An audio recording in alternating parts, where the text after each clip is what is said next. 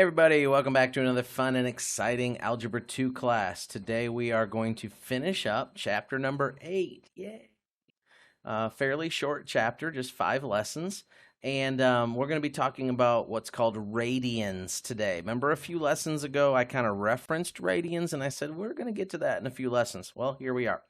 What is a radian? Go ahead and open your book to lesson 8.5 and you will find that on page number 411. Radians are, quite simply put, just a different way to measure angles, okay? If you think about it, when you think of the word radian, you might think of the word radius. So if you look down here at the screen, I put radian is derived from the word radius, so the two are connected. There's a connection between them, and we're going to talk about what that connection is and how it affects us as we are connecting these two concepts together. Radians are simply an alternative way of measuring degrees. So we are measuring degrees, we're measuring circles, we're measuring angles, we're measuring something that has degrees in it. Well, there's two ways to measure. Up until now, you probably didn't know that. You probably thought the only way to measure an angle was with degrees. Well, you were wrong, all right? And so this is why we learn math, so we can learn different things, new things. It uses, and this is interesting, it uses the circle and pi. Remember pi 3.14 as its base instead of the rotation of the Earth around the sun. Now, if you remember, I should have capitalized the word sun there, right? Yeah, I think so. If I capitalize Earth, I should have capitalized sun. But this is not English class, okay? This is math class. But why? Remember the Babylonians, and we talked earlier about they measured the rotation of the Earth around the sun, and that was a degree. So one day was one one revolution, and 1 degree. The sun would move in the sky each different day, 1 degree. So they just use that for the circle. And it works great. There's no problem with it. But this is an alternative, a different way to measure those. So how are we going to measure this? Well, we're going to use pi and we're going to use circles. Let's take a look at this. So here's circle number 1. Let's look at this one first, right over here. Okay, so let's look at that circle.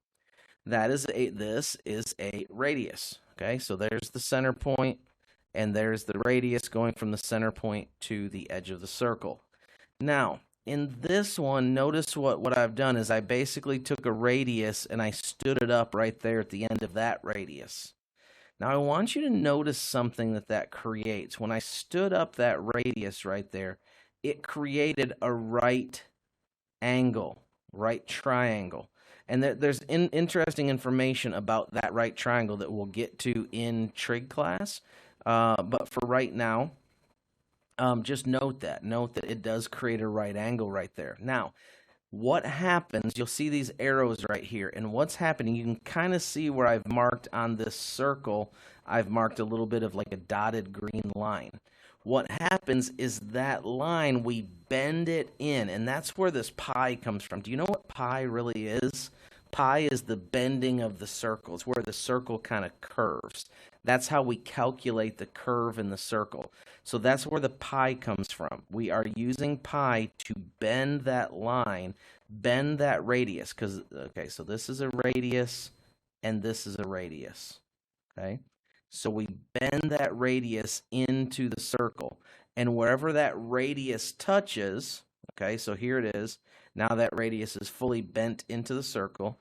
And where that radius touches the circle, when we draw another radius to that point, so now we have 2 radii, okay? And then we have another radii right there, but that radii is bent. It's curved, okay? So really there's 3 radii. So there's 1 radii, there's 1 radii, and this is 1 radii, okay? Radius, and here's what that creates. This creates, if you'll look right here, I put like an arrow going up. This distance right here, this angle that it creates. So basically this right here, that is 1 radian, okay? Now, when we did degrees, the degree was like, okay, here's your circle. The degree was like really small. Do you remember that? because there's 360 degrees in a circle. So there's lots of degrees in a circle.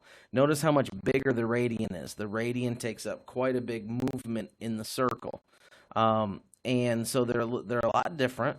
It's almost like minutes and hours. I mean, there are two different ways to measure time, or meters and feet, two different ways to measure distance. And they have differences. One is smaller, one is bigger, things like that. So there's just two different ways to measure degrees. That's a radian. That's kind of how a radian works. We could talk more about it, but that gives you the basis. And in pre-calculus, in trigonometry, we'll get into it a whole lot more. But that's really all you need to know about it right now as far as the why. Okay? All right. The relationship, this is important right here. The relationship of radians to degrees. Here's what it's built on. It's built on this right here. Pi rad, or pi radius, radian, okay, equals 180 degrees. So 1 pi, 3.14, times a radian is going to equal 180 degrees. Okay. If we divided this by pi 3.14, we would end up with how many degrees that radian bends right there, how many degrees that makes up. Okay. Roughly. All right. And obviously, pi is an irrational number, so we wouldn't get a perfect match on that, but it'd be real close. All right.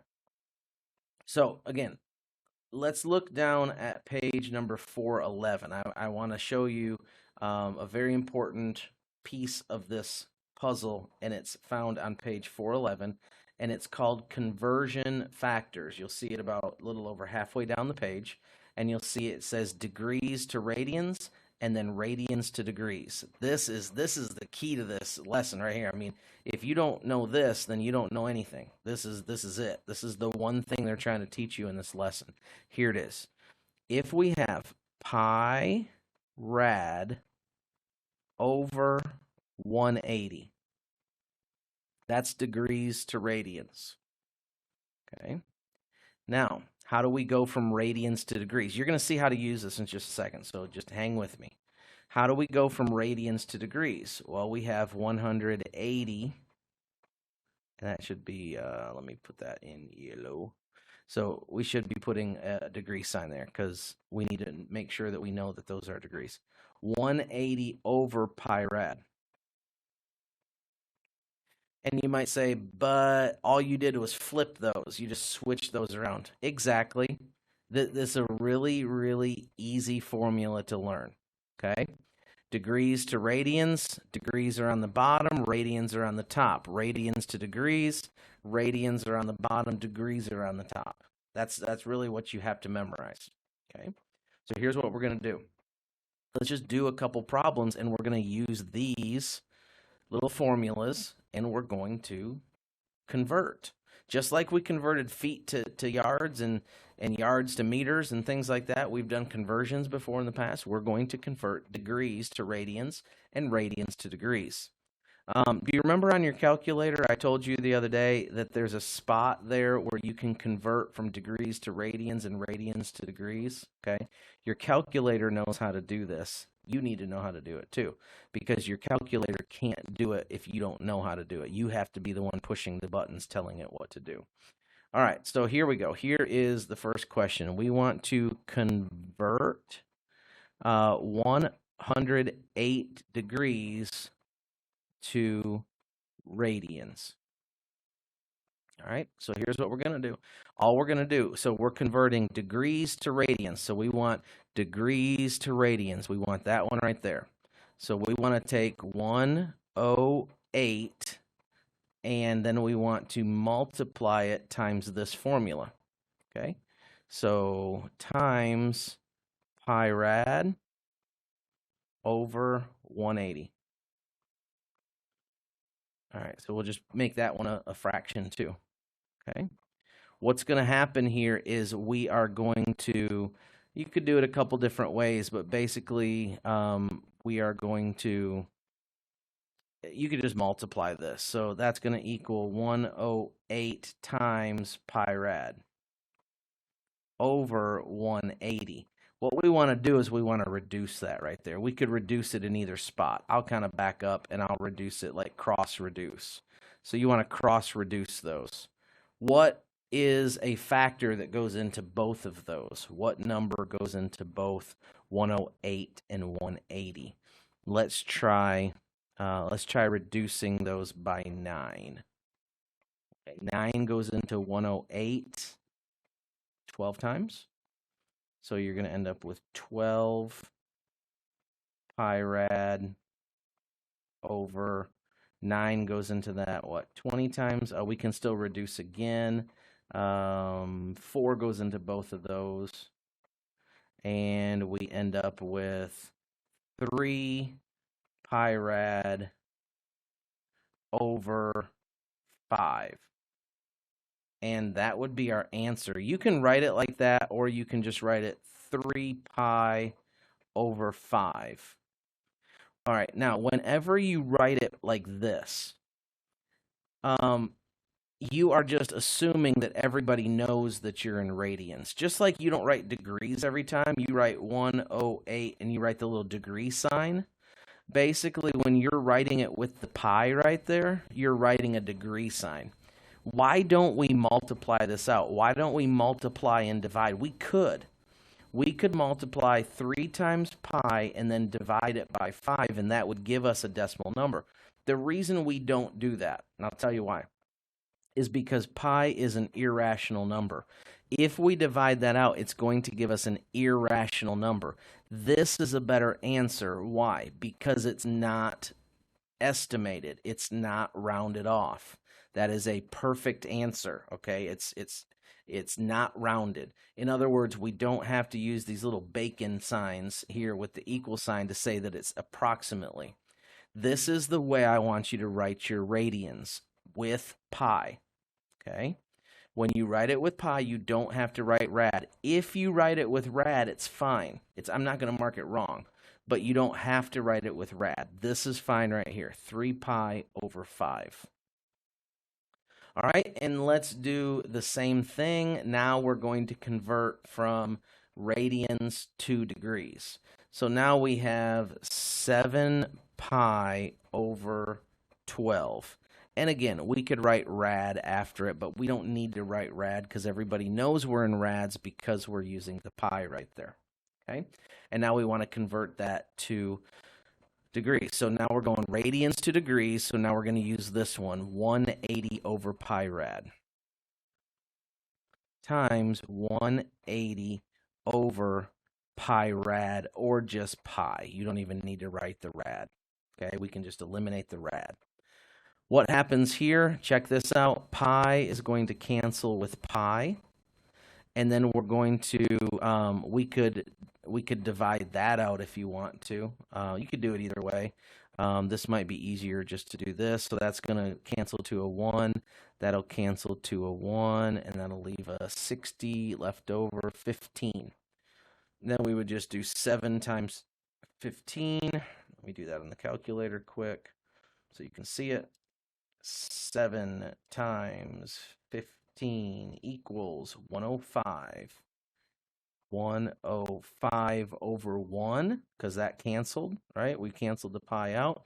We don't need to write that. It's just 105. You do have to write degrees here. Why? Because we need to know what measurement we're in. With the pi next to it, you don't have to write rads because we know that you're in rads because of the pi. Here, it doesn't have a pi next to it. It's just 105. We need to know 105 what? We need to put the degree sign. So when you're in radians, it's fine just to leave it with no label. But when you're in degrees, you do have to put the degree sign there. Okay? So converting back and forth, it's not that hard.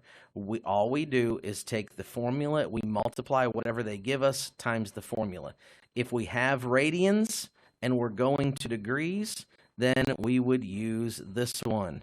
If we have degrees and we're going to radians, then we would use this one. And then just go ahead and do your multiplication. Make sure you cancel, and you should come up with the credit. with the correct answer. If you missed anything there, make sure you slide it back and take a look at it. But that is all I have for you in this lesson. Hope you learned something. All right, we'll see you later. Have a good one. Bye-bye.